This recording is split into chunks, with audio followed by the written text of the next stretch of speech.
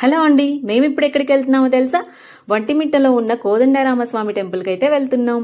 ఈ ఆలయంలో స్వామివారి విగ్రహాన్ని జాంబవంతుడు ప్రతిష్ఠించారట. అంతేకాదండి, ఈ ఆలయంలో రాముల వారు, సీతాదేవి, లక్ష్మణుడు ఒకే శిలపైన చెక్కబడి ఉంటుంది. అందుకనే ఈ ఆలయాన్ని ఏకశిలా నగరం అని పిలుస్తారు.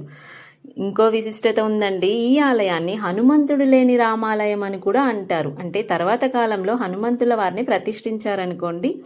ఎందుకంటే అప్పటికి రాముల వారు ఇంకా వనవాసంలోనే ఉన్నారట. ఈ ఆలయ నిర్మాణం అయితే 14వ శతాబ్దంలో ప్రారంభించడం జరిగింది.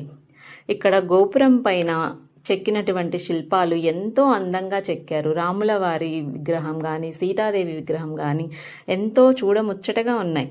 ఇలా చూడండి, ఇక్కడ ఒకవైపు చూస్తేనేమో ఎద్దు, మరోవైపు నుంచి చూస్తే ఏనుగు. ఇలా ఈ రెండు జంతువులు ఒకే తలని పంచుకొని ఉండడం విశేషం. అంతేకాదండో, శ్రీరామనవమికి 9 రోజులు ఉత్సవాలు చాలా ఘనంగా చేస్తారు. సరే అండి, మరో వీడియోతో మళ్ళీ